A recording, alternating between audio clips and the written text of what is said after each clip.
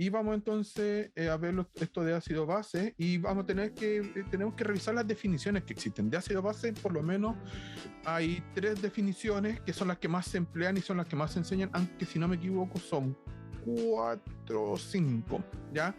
Pero en realidad estas 3 que les voy a mostrar yo son las más comunes y son las que realmente las que más se emplean hoy en día. Y vamos a partir de la definición más sencilla, que es la definición de Arrhenius.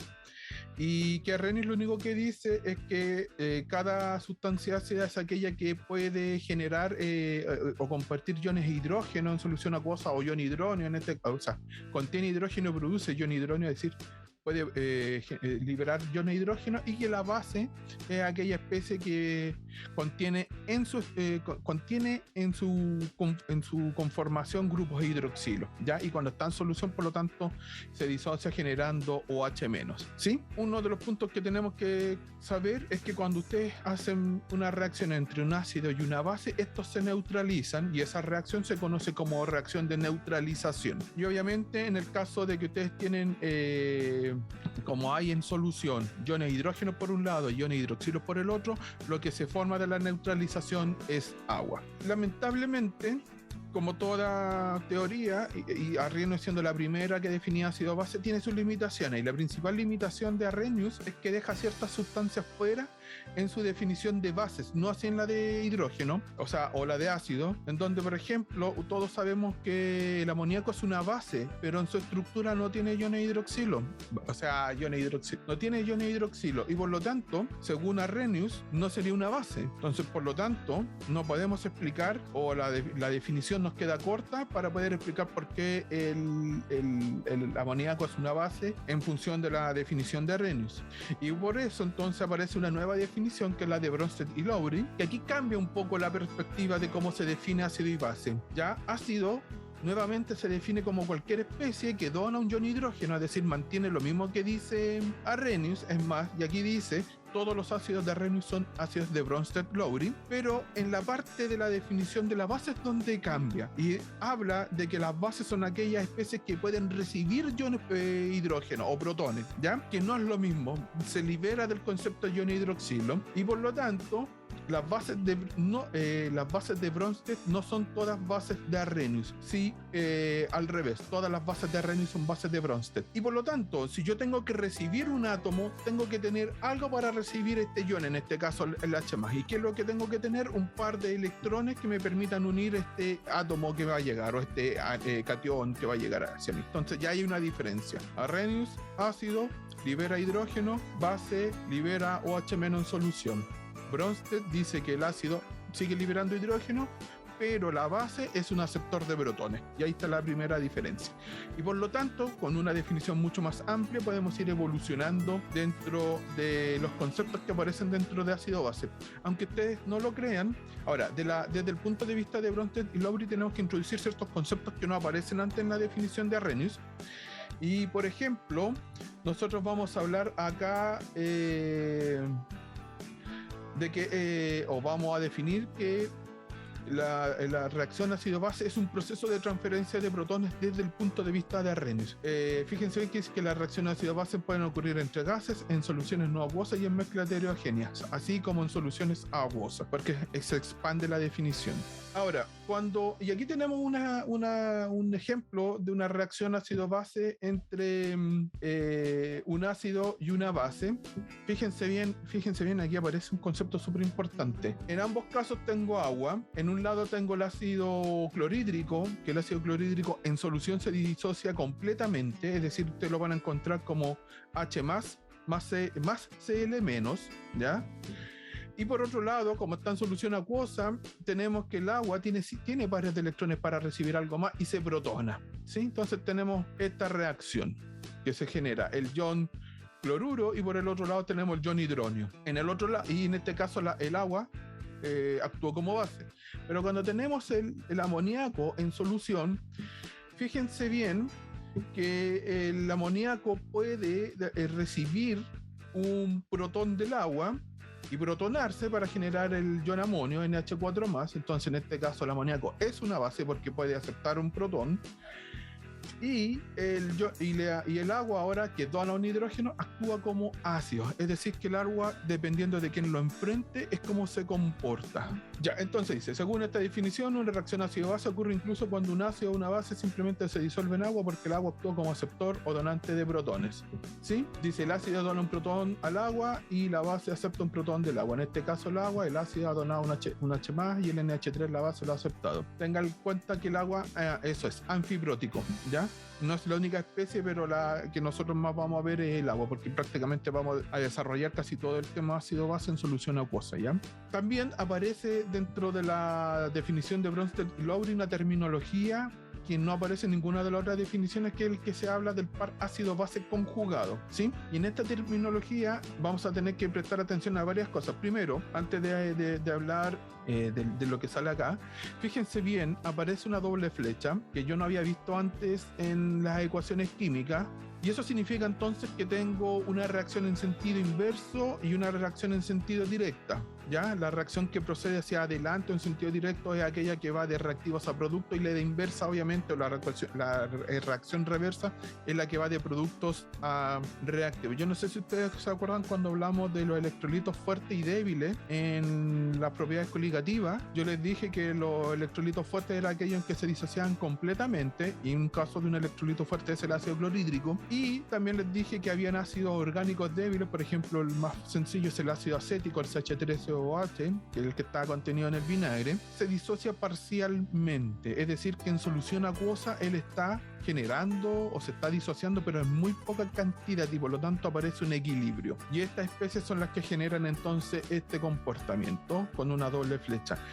Y al ser un ácido débil, su tratamiento es distinto, o en cuanto a ejercicio es distinto que el del ácido fuerte, ¿ya? Porque yo tengo que considerar cuánto está ionizado el ácido. Fíjense bien, aquí tenemos un ejemplo en donde tenemos el ácido sulfídrico H2S enfrente al amoníaco. Ya sabemos que el amoníaco es una base, este se llama ácido, así que por lo tanto es un ácido, pero fíjense bien que en algún instante el amoníaco va a recibir un protón y el ácido sulfídrico va a perder uno, ¿sí? Mientras que si nosotros lo vemos desde la otra manera, fíjense bien que el ion amonio pierde un protón para generar el NH3 y el HS gana un protón, ¿sí? Entonces fíjense bien lo que voy a leer a continuación. Lo voy a leer textual porque me parece que está muy bien redactado. Dice, en la terminología de Bronsted-Lowry, el H2S y el HS son un par conjugado ácido-base. Ácido base conjugada. De manera similar, el amoníaco y el ion amonio son un par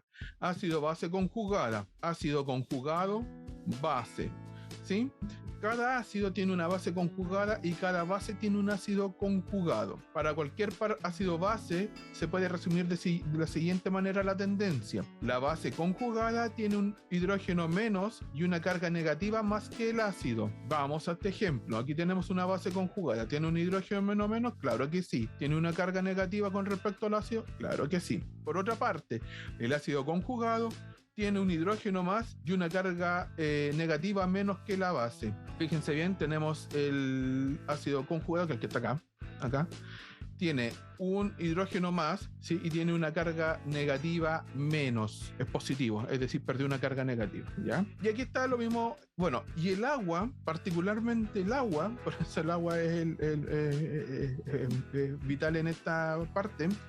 El agua puede actuar frente a sí mismo como un ácido y como una base, ¿ya? O sea, el agua se puede autoionizar. Fíjense bien que tenemos que cuando tenemos una molécula de agua que se va a comportar como base porque tiene pares de electrones disponibles para recibir un protón, y tenemos otra molécula de agua que puede prescindir de uno de sus átomos de hidrógeno, y lo que nosotros vamos a encontrar que hay una transferencia de protones. Y fíjense bien que está marcado, y aquí se le puede aclarar un poco la duda a Gabriel, está marcado solo el átomo de hidrógeno y no el par de electrones que está formando el enlace, ya, porque ha ganado el par de electrones. Y fíjense bien entonces que tenemos acá el ácido, si acá era base, acá era ácido conjugado, y aquí tenemos el ácido y aquí está la base conjugada en función del agua. Fíjense bien la transformación geométrica que ocurre. Esta es la misma explicación del fenómeno de arriba, pero en este caso ya tiene que ver con la geometría. Las moléculas de agua son moléculas angulares, con estos pares de electrones grandes ocupando un espacio importante, pero cuando la molécula de agua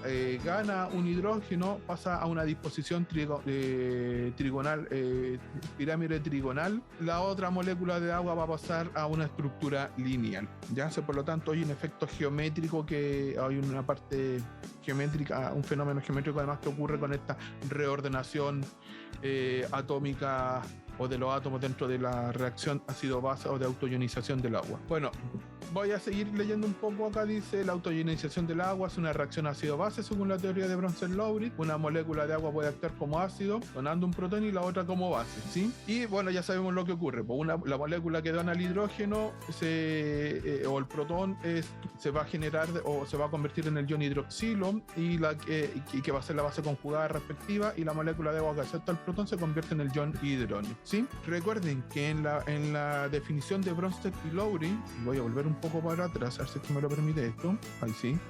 Nuevamente, fíjense bien, doble flecha, es decir, puedo ver la reacción en un sentido como en otro, es decir, son reversibles, no reversibles, sino las tengo que ver en ambos, las puedo ver en ambos sentidos. Y finalmente hay una tercera definición, que es la definición de Lewis, que es la más amplia de todas las definiciones ácido-base que yo voy a ver. Y aquí la definición es totalmente distinta con lo que vimos, pero de alguna manera toma conceptos de la de Bronsted y los lleva a un nuevo nivel. Se independiza de la transferencia de átomos de hidrógeno.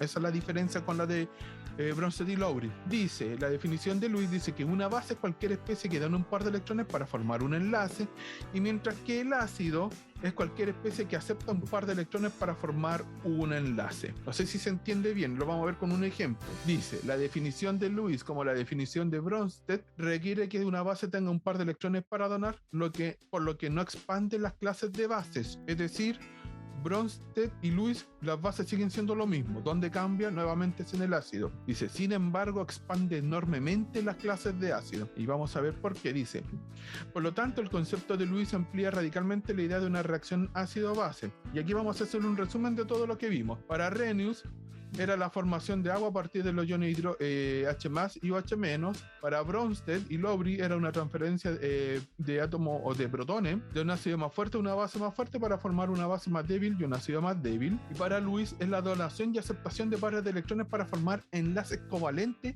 en un aducto. O sea, es totalmente distinta la definición. Vamos a ver lo que es un aducto también. Fíjense bien que ya la de Lewis es la única que habla de formación de enlaces, ya, así que la lleva a un nuevo nivel toda la conceptualización. Entonces, resumiendo la de Lewis, una base de Lewis debe tener un par solitario de electrones para donar, y un ácido de Lewis debe tener un orbital vacante o la capacidad, y aquí está la gran diferencia, o la capacidad para reorganizar sus enlaces para formar uno, para aceptar un par de electrones solitarios y formar un nuevo enlace. Fíjense bien, vamos a ver distintos tipos de ácidos en función de la definición de Lewis. Por ejemplo, vamos a ver a moléculas actuando como ácido. Fíjense bien, aquí tenemos ácidos de Lewis con átomos deficientes de electrones. ¿Se acuerdan cuando vimos las reglas del octeto? Vimos que el boro y el berilio, si es que no me equivoco, eran electrones deficientes, y habían otros más que también eran electrones deficientes. Bueno, fíjense bien, y cuando nosotros tenemos el boro en presencia, que es el ácido trifluorobórico, el que está acá, y tenemos una base como amoníaco, fíjense bien que la definición de base de Lewis dice que tiene que tener un par de electrones para poder compartir, y el ácido tiene que tener la capacidad de aceptar este par de electrones o la capacidad de reorganizar para formar un nuevo enlace. Y fíjense bien que en este caso sí se forma esa especie, se genera un enlace covalente, está acá destacado, y se forma esta especie. Esto es un aducto, un aducto. Y obviamente que esto puede ir en el sentido contrario, porque obviamente tenemos la doble flecha, y además podemos ver esto mismo en otro tipo de especies, como por ejemplo cuando tenemos el aluminio. Fíjense bien que aquí tenemos una base en donde tenemos nuevamente un oxígeno con par de electrones que puede compartir, y este aluminio está falto de electrones y por lo tanto puede generar este nuevo aducto. Fíjense bien, el aducto que se forma es una molécula mucho más grande, es decir, que aquí la reacción ya es mucho más amplia que lo que vimos anteriormente. Si seguimos en este concepto de moléculas como ácido, aquí podemos ver, por ejemplo, que exista la capacidad de reorganizarse. Y aquí fíjense bien, voy a leer la definición, dice: ácidos de Lewis con enlaces múltiples polares, doble enlace. Dice: las moléculas con un doble enlace polar también funcionan como ácidos de Lewis. Un par de electrones en la base de Lewis se aproxima al extremo parcialmente positivo del doble enlace para formar un nuevo enlace en el ducto cuando el enlace pi se rompe. Fíjense bien, se acerca este par de electrones a la zona positiva que tiene la molécula, se enlaza por y este doble enlace tiene que de alguna manera romperse, se reacomoda y abstrae el hidrógeno, ¿sí? Bueno, y también tenemos un tercer caso de moléculas como ácido cuando tenemos, por ejemplo, cationes metálicos. Los cationes metálicos, por ejemplo, se pueden rodear de moléculas de agua. Fíjense bien que en este caso el catión metálico es el ácido porque puede recibir pares de electrones o generar nuevos enlaces, y la molécula de agua está actuando como base porque tiene electrones. Los electrones podían ser, aquí la molécula de agua tiene pares de electrones para compartir y formar ese aducto, por ejemplo, que es este genérico, es un catión metálico cualquiera, M-hexaagua2+, ¿ya? Nos vamos a ir de las definiciones de ácidos bases y vamos a hablar ya un poco más de las fuerzas de los ácidos y de las bases. Ya sabemos que, y porque yo adelanté de alguna manera, dije que habían ácidos fuertes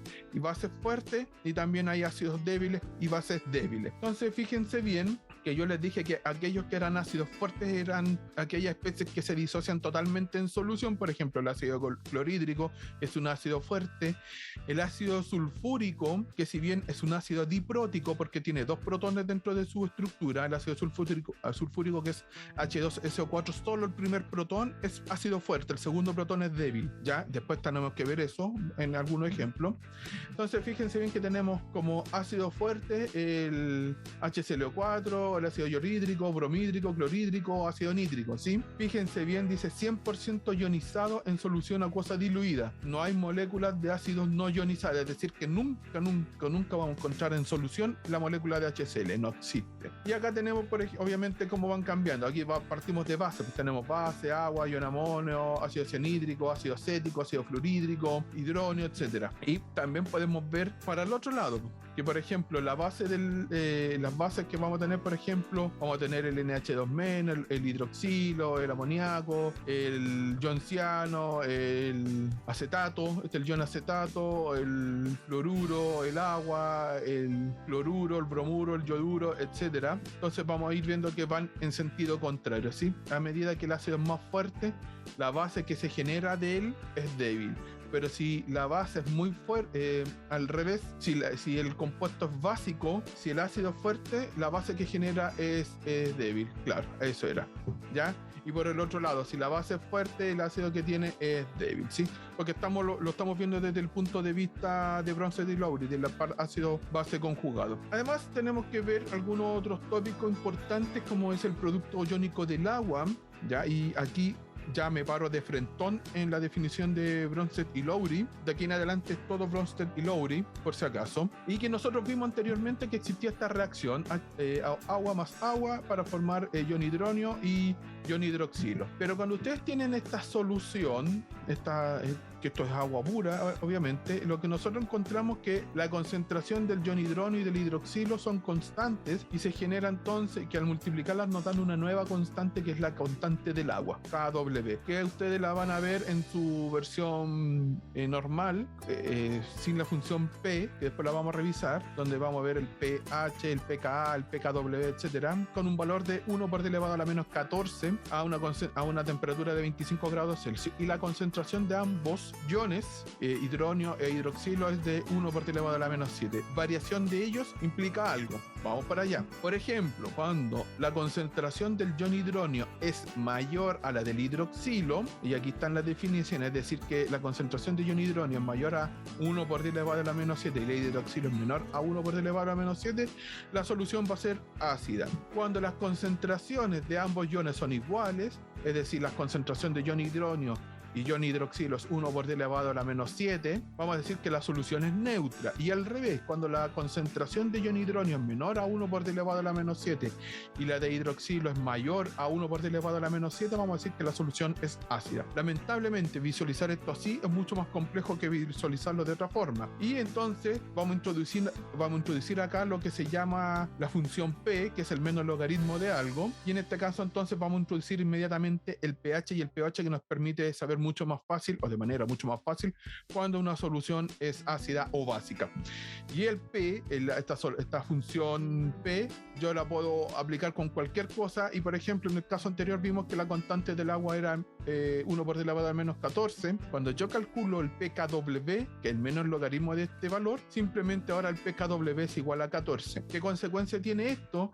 Que cuando yo hablo en términos de todo esto, es decir, si yo ya sé que estas concentraciones son 1 por 10 elevado a la menos 7 y ahora yo cambio todo esto a función P, voy a decir que el pH más el pOH es igual a 14. Y obviamente, como voy a definir pH va a ser simplemente el menos logaritmo de la concentración de ion hidronio, y el pOH va a ser igual al menos logaritmo de la concentración del ion hidroxilo. A ustedes les podría aparecer un ejercicio de los que voy a revisar yo en los videos, que vayan al revés, que calculen la concentración del ion hidronio a partir del pH o del pOH, y simplemente tienen que colocar la función inversa de menos logaritmo, que es 10 elevado a menos pH, o 10 elevado a menos pH, y le va a dar el valor de la concentración del ion. Y obviamente aquí es mucho más fácil visualizarlo. Por ejemplo, cuando una solución es ácida, el pH es menor en valor que el pOH, ¿sí? Es decir, que el pH va a ser menor a 7, por si acaso. Va a ser neutra cuando el pH sea igual al pOH, que va a ser 7, y va a ser básica cuando el pH es mayor que el pOH, ¿sí? Al revés, cuando el pOH sea menor que el pH, porque podemos ver las dos escalas. Y aquí hay un ejemplo de escalas de pH. Por ejemplo, el contenido de jugo gástrico tiene un intervalo de pH que va entre los 1.6 a los 3.0, no tiene unidades, por si acaso.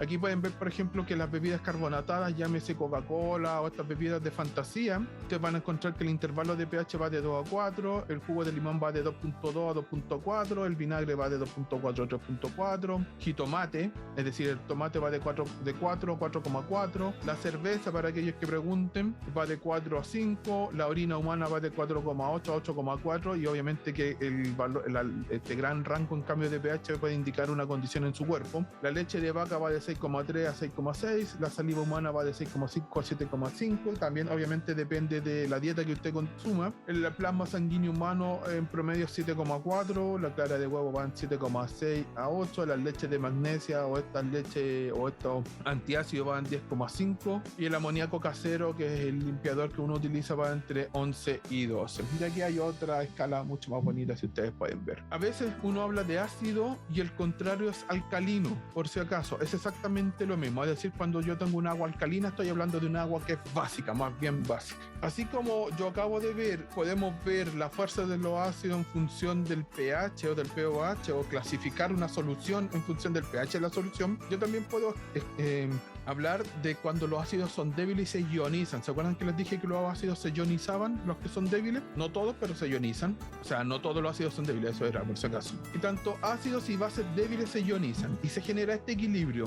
HA es la especie ácida, por ejemplo, y se disocian un protón y en un anión. Y cuando ustedes calculan o se quieren escribir la constante de equilibrio, y aquí les estoy mostrando una constante de equilibrio, esta va a ser igual a la concentración de los productos sobre la concentración de los reactivos. Y esta constante de equilibrio aplica a absolutamente todas las constantes que vamos a ver de aquí en adelante. Fíjense bien que cuando ustedes escriben la constante de equilibrio, estas se van multiplicadas las concentraciones. Es decir, aquí dice concentración de ion hidronio por concentración del ion o del anión. ¿Cuál es el error común que cometen siempre los estudiantes? Que la suman. No, es multiplicación. Y fíjense bien que se reportan las constantes de los ácidos en función de su constante de acidez, que está acá, 7,2 por 10 elevado a la menos 14, a lo menos 4, 4,5 por 10 elevado a la menos 4, etcétera, etcétera, etcétera. Pero es mucho más fácil si nosotros lo vemos con su pK. ¿Sí? Es decir, por ejemplo, el ácido fluorhídrico es mucho más ácido que los que están acá. Mientras menor sea el valor del pKa, más chico, incluso recurso negativo, más ácido es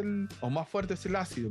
O sea, por ejemplo, los ácidos, y a medida que este valor se incrementa, es mucho menos ácido, o es menos ácido, ahí está mejor. Si existe el pK, existirá el pKb, es decir, en función de las bases, sí, y es exactamente lo mismo. Aquí en vez de ser esto K sub A, va a ser K sub B, y lo vamos a escribir en función de la base. Aquí me parece que vienen, exacto, acá está el pKb. Si el pKb es menor o es muy chico el valor, es más fuerte la base. Si es muy grande, es más débil la base.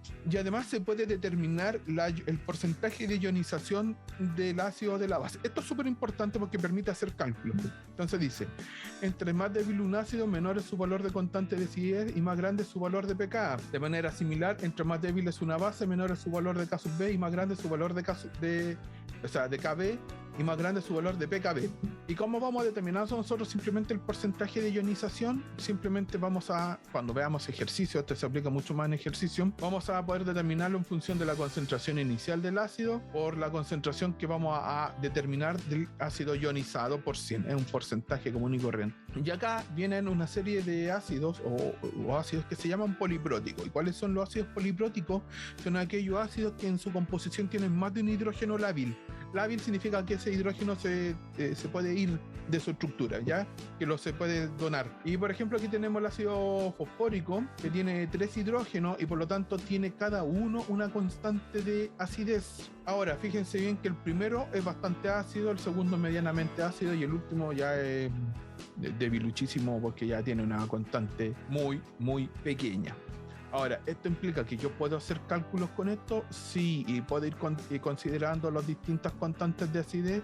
Sí. Si es que hago un ejercicio de esto en los ejemplos, va a ser solo ejemplo y no ejercicio, porque esto es mucho más largo de concebir y mucho más complejo. Pero sí tienen que saber ustedes que cuando tienen una especie con distintos protones lábiles, se generan distintos equilibrios a medida que va perdiendo los protones. Esto simplemente es para mostrar algunos efectos, fenómenos que ocurren. En algunos casos, algunas soluciones que se llaman amortiguadoras o buffer o tampón, como ustedes quieran llamarla, que de alguna manera lo que hacen es oponerse a cambios bruscos en el valor del pH. Esto es lo típico que cuando uno hace en titulación y hace la curva de titulación. Y aquí aparecen, por ejemplo, los casos en que ocurre una solución amortiguadora, ¿ya? Y aquí sale cómo determinarlo. Esto tampoco lo voy a ver con ejercicio porque ya es mucho más profundo, pero simplemente para que vean ustedes vean que hay una especie de solución amortiguadora. Por ejemplo, nosotros tenemos un pH sanguíneo de 7,4 como les dije yo, y es una solución amortiguadora porque